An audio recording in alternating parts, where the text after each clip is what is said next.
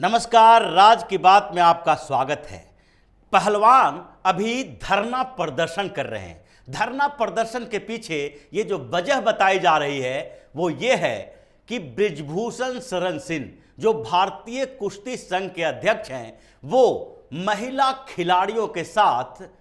Sexual harassment करते हैं, उनका यौन उत्पीड़न करते हैं, ऐसा आरोप लगाया जा रहा है। इसलिए उनके खिलाफ सख्त से सख्त कार्रवाई की जानी चाहिए और पहले तो बृजभूषण शरण सिंह को इस्तीफा देना चाहिए और उसके बाद उनको जेल भेजना चाहिए। मतलब इन लोगों की मांग है कि कोई भी जांच नहीं हो, कोई भी कानूनी प्रक्रिया नहीं हो, बल्कि इन लोगों ने धरना प्रदर्शन कह दिया, आरोप लगा दिया तो सीधे बृजभूषण शरण सिंह को जेल के अंदर डालो। लेकिन इस धरना प्रदर्शन में अब राजनीतिक हस्तियां भी शामिल होने लगी है और उसमें प्रियंका गांधी वाड्रा ये जाकर वहां महिला खिलाड़ियों से मिली और उसके बाद उनका दुख दर्द अपने आप से बात करके समझा और इन लोगों ने जिस तरीके से इसको राजनीतिक रंग देने की कोशिश की है, ये अब साफ हो रहा है कि ये जो धरना प्रदर्शन है इसके पीछे एक बड़ी और खतरनाक साजिश है। और ये साजिश एक तरफा नहीं है बल्कि दो तरफा है, जिसकी शुरुआत कांग्रेस के नेता से हुई और जिसकी शुरुआत में न केवल कुश्ती संघ को बदनाम करना बृजभूषण सिंह से वो कुश्ती संघ को छीनना है, बल्कि प्रधानमंत्री नरेंद्र मोदी को बदनाम करना और भारतीय जनता पार्टी की सरकार के खिलाफ एक नया मामला तैयार करना है। यह साजिश इसी ओर इशारा कर रहा है और इस साजिश के पीछे जो कॉन्स्पिरेसी की गई थी उसके पीछे जो सबसे बड़ा नाम है, सबसे बड़ी हस्ती जो इसका बैकअप दे रही हैं वो है प्रियंका गांधी। क्योंकि कांग्रेस के अंदर जो गंदी सियासत इस बार महिला पहलवानों को लेकर चली है, यानी कि महिला का मुद्दा, सेक्सुअल हरासमेंट का मुद्दा, यौन उत्पीड़न का मुद्दा लाकर पूरे देश में महिलाओं को एक पीड़ित साबित करना, सरकार को बदनाम करने की जो घटिया मानसिकता भी दिखाई पड़ रही है, इसकी शुरुआत प्रियंका गांधी ने की। और इसमें पहलवानों को जो लाया गया उसमें एक परिवार विशेष के पहलवान हैं और उस परिवार विशेष को प्रलोभन दिया गया, राजनीति चली और फिर एक साल में ये 2 बार प्रदर्शन हंगामा शुरू हो गया है। इसकी शुरुआत करने से पहले सबसे पहले सोच लें कि आखिरकार ये मामला है क्या और इस मामले में जो प्रदर्शन हुए उसमें कितने सच्चाई है और कितनी झूठी बातें कही गई हैं। क्योंकि सबसे पहले जब इन लोगों ने पिछले साल प्रदर्शन शुरू किए थे तो उसके बाद सरकार ने कहा कि इनकी मांग को सुननी चाहिए और मांग तब सुनी जाएगी जबकि ये लोग जो आरोप लगा रहे हैं उसके बारे में जांच हो। और फिर उस जांच के लिए एक कमेटी बनाई गई। उस कमेटी का नेतृत्व जो कर रही थी वो एमसी मैरी कॉम कर रही थी। मैरी कॉम के अलावा इसमें योगेश्वर दत्त और तृप्ति मुरगुंडे भी थी। इनके अलावा राधिका श्रीमन जो स्पोर्ट्स अथॉरिटी ऑफ इंडिया से आते हैं उनका भी नाम इसमें शामिल किया गया। इसमें जो 5 लोगों की कमेटी थी उसने पूरे मामले की जांच पड़ताल शुरू की और इन लोगों को एक एक करके बुलाया और बोला कि आप जो बृजभूषण शरण सिंह के ऊपर आरोप लगा रहे हैं उसके बारे में कुछ सबूत दें और उन सबूतों के आधार पर यह तय किया जाएगा कि आपके आरोपों में दम है। अगर आपके आरोप सही निकले तो फिर भारतीय कुश्ती संघ के अध्यक्ष से इस्तीफा की भी मांग की जाएगी और उसके बाद कानूनी प्रक्रिया अपनाया जाएगा, यानी कि एफआईआर भी दर्ज किया जाएगा क्योंकि यह महिला के यौन उत्पीड़न का मामला है। लेकिन जो सबूत मिले उस सबूत को जानकर होश उड़ जाएंगे क्योंकि ये सारे के सारे फर्जी सबूत दिए गए थे। पहला आरोप जो विनेश फोगट ने लगाया वो आरोप यह था कि एक महिला फिजियो को बृजभूषण शरण सिंह ने रात में बुलाया कि उनके पीठ में कुछ दर्द हो गया है, इसके लिए मालिश की जाए। और यह मामला बुल्गारिया का बताया गया। जब बुल्गारिया के इस मामले में वो महिला फिजियो को बुलाकर पूछताछ की गई तो उन्होंने साफ तौर पर इनकार कर दिया कि उनको कभी ऐसे के लिए बुलाया गया था। उन्होंने यह जरूर कहा कि ब्रजभूषण शरण सिंह को सर दर्द हो रहा था, उसकी दवा की बात हुई थी और उसके बाद एक जो वहां मेल फिजियोथेरापिस्ट थे उनको बुलाया गया और उन्होंने उनकी मदद की। अब यह मामला तो रफा दफा हो गया, क्योंकि ये पहले खिलाड़ियों के साथ यौन उत्पीड़न, सेक्सुअल हरासमेंट की बात कर रहे थे, लेकिन उसके बाद इनको लगा कि दूसरे लोगों को इसमें शामिल किया जाना चाहिए, तो एक महिला फिजियो को गवाही देने के लिए बुला लिया गया। लेकिन वहां इनकी सेटिंग खत्म हो गई और महिला फिजियो ने साफ तौर पर मना कर दिया कि उनके साथ कोई गलत हुई है। लेकिन उसके बाद विनेश फोगाट जो बार बार ये कह रही थी कि हमारे साथ कुछ नहीं हुआ है, साक्षी मलिक जो बार बार ये कह रही थी कि हमारे साथ कुछ नहीं हुआ है, बल्कि कुछ महिला पहलवानों ने हमारे साथ शिकायत की, शेयर किया कि कैसे उन लोगों के साथ यौन उत्पीड़न हुआ, उन लोगों को टॉर्चर किया गया, उनको गलत तरीके से छुआ गया। लेकिन जब कमेटी के सामने पेश होने की बात आई तो सबसे पहले विनेश फोगाट ने भी अपने बारे में एक आरोप लगा दिया और उन्होंने कहा कि 2015 में वो तुर्की में गई थी, पहलवानी का खेल में, रेसलिंग में गई थी और उस समय ब्रजभूषण शरण सिंह भी वहां थे और उस समय जब ब्रजभूषण शरण सिंह ने उनको गलत तरीके से छुआ था, यह बड़ा आरोप उन्होंने लगाया। लेकिन जब जांच की गई तो पता चला कि 2015 में जो ये तुर्की जाने की बात कर रही हैं वो झूठी है, क्योंकि ये तुर्की 2015 में गई ही नहीं थी रेसलिंग करने के लिए, जहां ब्रजभूषण शरण सिंह इनके साथ कुछ गलत कर सके। इसके बाद उन्होंने अपने पूरे के पूरे बयान को पलट दिया और विनेश फोगाट बोली कि यह मामला 2015 का नहीं बल्कि 2016 के मंगोलिया का है, जहां भी इनकी बातों में सच्चाई सामने नहीं आई और गलत साबित हो गया। उसके बाद साक्षी मलिक का नंबर आया और साक्षी मलिक ने भी आरोप लगाया कि ब्रजभूषण शरण सिंह ने उनके साथ गलत किया है। उनको ये जो है, जब वो कुश्ती जीत कर आई तो उन्होंने गले लगाया और जब ब्रजभूषण शरण सिंह की बात हुई तो गला लगाना ये कोई अपराध नहीं है। जब खेल में जीत के बाद एक्साइटमेंट होता है तो भारतीय कुश्ती संघ की तरफ से ये गला लगाने की या फिर किसी भी दूसरे स्पोर्ट्समैन एक दूसरे से गला लगा मिलते हैं, कोच के साथ गला मिलते हैं, भले ही वो महिला हो या पुरुष हो। यह भी आरोप गलत साबित हुआ। उसके बाद इन लोगों ने आरोप लगाया कि हम लोगों के साथ ऐसा हुआ कि जब हम लोग कुश्ती खेलने जाते हैं, जीतते हैं, तो हमारे कंधों पर हाथ रख के ये लोग जो हैं ब्रजभूषण शरण सिंह ये कंधे पर हाथ रख के फोटो खिंचवाते हैं और वो फोटो तो बाहर भी नहीं आता है, लेकिन कई फोटो शूट करवाते हैं जिसमें कंधे पर हाथ रखे रहते हैं और ये गलत तरीके से हमें छूते हैं, जबकि ये आरोप भी गलत साबित हुआ।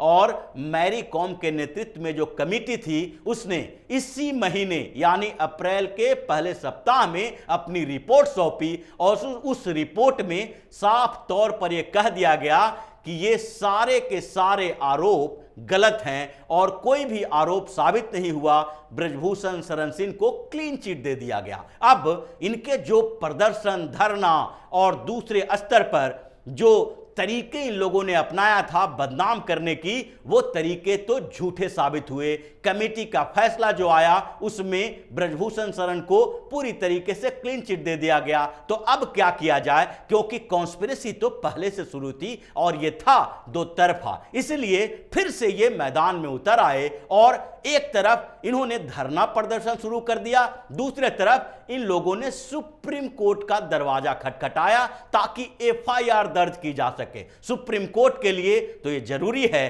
कि कोई बड़ा वकील हो और उसमें कपिल सिब्बल खाली बैठे रहते हैं ऐसे मामलों के लिए जिसमें सरकार की बदनामी हो और जिसमें सरकार कहीं न कहीं एक पक्ष हो। इसलिए सुप्रीम कोर्ट में कपिल सिब्बल ने पैरवी की और सुप्रीम कोर्ट भी जैसा कि धन्य हैं वहां के जज जिन्होंने पहले यह बात बार बार कही है कि सील्ड लिफाफे में, बंद लिफाफे में कोई भी प्रमाण एफिडेविट नहीं दिया जाएगा। वही सुप्रीम कोर्ट ने साफ तौर पर इस मामले में स्वीकार कर लिया कि सील्ड लिफाफे में एफिडेविट दिया जाए और उसी के आधार पर एफआईआर भी दर्ज किया जाए। लेकिन तुषार मेहता जो सरकार की तरफ से आए थे, उन्होंने साफ तौर पर कह दिया सुप्रीम कोर्ट में कि एफआईआर दर्ज किया जाना जरूरी है, इसलिए पहले ही सुप्रीम कोर्ट में सुनवाई से पहले ही दिल्ली पुलिस के साथ कोऑर्डिनेट कर लिया गया है और दिल्ली पुलिस एफआईआर दर्ज कर लेगी। दिल्ली पुलिस ने एफआईआर भी दर्ज किया, ये लोग पहुंचे और 2 एफआईआर दर्ज करवाया। एक एफआईआर में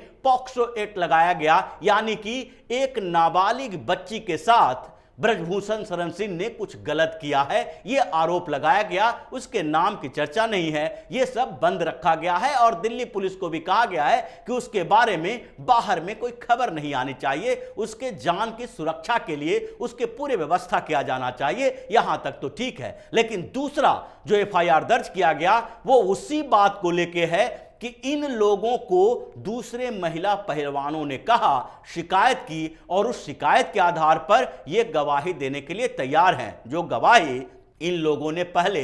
कमिटी के सामने दी थी, जो झूठा साबित हुआ। उस मामले में भी एफआईआर दर्ज किया गया, लेकिन अब इन लोगों को इस मामले में एफआईआर दर्ज कराने के बाद भी संतोष नहीं है। ये तो पूरे एक तरह से आंदोलन क्रिएट करना चाहते हैं और सरकार को और कुश्ती महासंघ दोनों स्तर पर ऐसे साजिश कर रहे हैं ताकि सरकार बदनाम हो और कुश्ती महासंघ पर एक संगठन, एक परिवार और उनके आसपास के लोगों का कब्जा हो। और इसीलिए इस पूरी कॉन्स्पिरेसी की शुरुआत के लिए एक जो जानकारी है वो देना जरूरी है, क्योंकि ये हुआ कैसे और कैसे ये लोग सामने आए, इसके पीछे एक बड़ी साजिश कैसे रची गई है, ये मामला कुछ समय पहले का है। क्योंकि 2011 से ब्रजभूषण शरण सिंह कुश्ती महासंघ के अध्यक्ष हैं और उससे पहले जिन व्यक्ति को उन्होंने हराया था उस व्यक्ति के बारे में भी जानना जरूरी है, क्योंकि ब्रजभूषण शरण सिंह ने जिस व्यक्ति को हराया था वो कांग्रेस के बड़े नेता हैं, दीपेंद्र सिंह हुड्डा, जिनके पिता भूपेंद्र सिंह हुड्डा हैं, जो अभी सोनिया गांधी के सबसे करीबी व्यक्तियों में हैं, प्रियंका गांधी के काफी करीबी हैं। दीपेंद्र सिंह हुड्डा भी प्रियंका गांधी के काफी करीबी हैं और ये दोनों ही ये पहलवानों के प्रदर्शन में शामिल होने, इनको सपोर्ट करने के लिए गए। लेकिन 2011 में जब भारतीय कुश्ती संघ का चुनाव दीपेंद्र सिंह हुड्डा हार गए, ब्रजभूषण शरण सिंह जीत गए, तो उसके बाद ये हुड्डा परिवार से कुश्ती संघ बाहर चला गया और उसके बाद से 2015 में चुनाव हुआ, वो भी ब्रजभूषण शरण सिंह ने आसानी से जीत लिया। उसके बाद 2019 में चुनाव हुआ, वो भी वही जीत पाए और फिर अब 2023 में चुनाव होना था और वो चुनाव मई में ही होना था, लेकिन इस चुनाव पर रोक लग गई क्योंकि इसमें कुछ दिक्कतें पाई गई और अब एक कमेटी के माध्यम से इसे 45 दिनों के अंदर चुनाव कराने की बात कही गई है। अब मामला यहीं से शुरू होता है कि पहला कुश्ती महासंघ पर कब्जा के लिए कैसे संघर्ष चल रहा था और फोगाट परिवार को इसमें कैसे शामिल किया गया, क्योंकि दीपेंद्र सिंह हुड्डा को हराकर ब्रजभूषण शरण सिंह चुनाव जीते थे, इसलिए और 3 बार से लगातार चुनाव जीत रहे थे। तो दीपेंद्र हुड्डा को यह पता था कि अगर चुनाव में ब्रजभूषण शरण सिंह का मुकाबला करना है तो कभी भी नहीं कर पाएंगे। उनका अब एक ठीक ठाक आधार बन गया है, उन्होंने कुश्ती महासंघ के लिए अच्छा काम किया है और हर स्टेट में भी उनके सपोर्टर हैं, जो पहले भी बिना चुनाव के, यानी कि मनोनीत मान लिया जाए, ये चुनाव में जीत जो थी ये अनअपोज्ड होती थी। इसीलिए दीपेंद्र सिंह हुड्डा ने कुश्ती महासंघ पर कब्जा करने के लिए एक बड़ी कॉन्स्पिरेसी तैयार की और इसमें चूंकि कांग्रेस एक बड़ी भूमिका निभा सकती थी और हुड्डा परिवार अगर इस कॉन्स्पिरेसी के खुलासे के बाद बदनाम हो तो फिर परेशानी पैदा हो जाती, इसलिए प्रियंका गांधी से इसके लिए बातचीत की गई। प्रियंका गांधी को बताया गया कि हम 2 तरफा काम करेंगे, पहले हम यहां के कुछ महिला पहलवानों को राजी करते हैं और उन महिला पहलवानों के आधार पर कुछ अखाड़ा हमारे संपर्क में है, उसके कुछ पहलवान भी शामिल हो जाएंगे, प्रदर्शन किया जाएगा और इसमें महिलाओं के यौन उत्पीड़न का मामला बनाया जाएगा, जिससे कि 2 तरफा फायदा हमारा हो सकता है और उस 2 तरफा फायदा में पहला फायदा कांग्रेस को होगा, क्योंकि इसमें सरकार की बदनामी होगी। धीरे धीरे विपक्षी पार्टी के दूसरे नेता भी इसके समर्थन में आएंगे, कुछ खिलाड़ियों को लाया जाएगा, सोशल एक्टिविस्ट को लाया जाएगा और इसे किसान आंदोलन से भी बड़ा आंदोलन बनाया जाएगा, क्योंकि हरियाणा के खाप पंचायत और इसके साथ साथ पंजाब को जोड़ा जाएगा और अलग अलग जगहों से किसान संगठन है, मजदूर संगठन है, उसको भी इनके सपोर्ट में लाया जाएगा। ये लार्ज कॉन्स्पिरेसी प्रियंका गांधी के साथ मिलकर बनाई गई और उसमें प्रियंका गांधी ने पूरा सपोर्ट किया, क्योंकि ये गंदी राजनीति जो है ये अब कांग्रेस की मजबूरी बन गई थी। कांग्रेस हर मुद्दे पर टटोल कर देख चुकी है और इसीलिए ये चाह रही थी कि किसी भी तरीके से महिला यौन उत्पीड़न का मामला आए जिससे कि लोगों के दिमाग से खेला जा सकता है। फिर दीपेंद्र सिंह हुड्डा ने फोगट परिवार को समझाया, क्योंकि जो फोगट परिवार है उसका इंटरेस्ट सिर्फ रेसलिंग में नहीं है। हालांकि महावीर सिंह फोगट के 4 बेटियां 2 भतीजी यानी प्रियंका और विनेश फोगट उनकी भतीजी है, जबकि 4 बेटियां गीता, बबीता, रितु और संगीता ये चारों के चारों रेसलर रही हैं। ये 6 के 6 फोगाट परिवार के हैं, इसलिए फोगाट परिवार को अपने साथ करना जरूरी था और इसलिए प्रलोभन दिया गया कि आप इसमें हमारा साथ दें और इस साथ के साथ ही आपको अगर दीपेंद्र सिंह हुड्डा 2023 के चुनाव में कुश्ती महासंघ के भारतीय कुश्ती महासंघ के अध्यक्ष बन जाते हैं तो उसके बाद आपके परिवार के एंट्री भी इसमें कराई जाएगी, क्योंकि रेसलर तो आपके परिवार से है लेकिन संघ में आपकी भूमिका होगी तो लंबे समय तक इसका कैरियर चलेगा। इसमें जो रेसलिंग में कैरियर है अब 2-4 साल के बाद आपकी बेटियों का कैरियर खत्म होने वाला है। कुछ 28 साल के हैं, कुछ 30 साल के हैं, कुछ का कैरियर पहले ही खत्म हो चुका है और इसलिए ये बड़ी जो तरीके अपनाए गए उसमें फोगट परिवार ने इनका सहयोग करने से अपने आप को रोकना मुनासिब नहीं समझा और विनेश फोगट इसमें सामने आए। बजरंग पूनिया की जो बात है ये भी महावीर सिंह फोगट के दामाद हैं, यानी कि ये पूरा का पूरा परिवार इसमें शामिल हुआ और साक्षी मलिक को भी इसमें शामिल किया गया। फिर हरियाणा के कुछ अखाड़ों से संपर्क किया गया। छोटे मोटे पहलवान जो इस मामले में साथ दे सकते थे उनके लिए अलग प्रलोभन की व्यवस्था है, क्योंकि अखाड़ों से इनका संपर्क है और ये जो बड़े पहलवान अपने आप को कहते हैं और महावीर सिंह फोगट के परिवार के जो हरियाणा के रेसलिंग में एक नाम माना जाता है, ये लोग सब मिलजुल कर एक लार्ज कॉन्स्पिरेसी तैयार किए और इन लोगों ने ये पूरे के पूरे 2 स्तर पर काम शुरू कर दिया और 2023 में होने वाले चुनाव से पहले प्रदर्शन शुरू किया और 2024 के लोकसभा चुनाव तक यह प्रदर्शन जारी रखने की एक कॉन्स्पिरेसी तैयार की।